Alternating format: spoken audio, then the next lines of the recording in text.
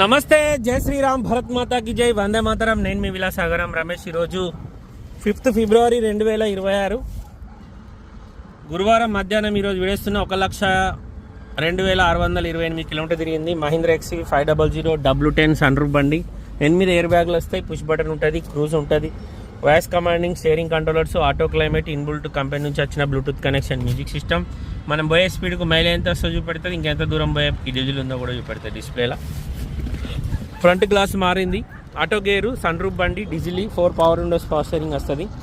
ఈ company alloy wheels కావు sir. 2017 జూలైలో మ్యానుఫ్యాక్చరింగ్ అయింది, ఆగస్టులో రిజిస్ట్రేషన్ అయింది. Customer aftermarket alloy wheels చేయించుకున్నాడు.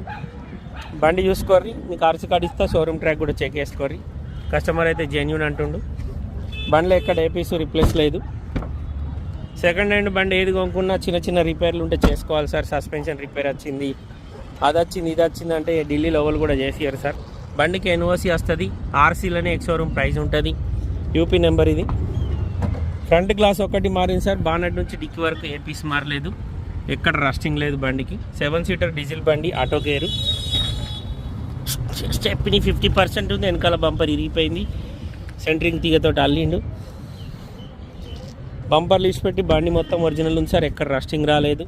బానెట్లా అటు Prakash, push button start, automatic, diesel బండి.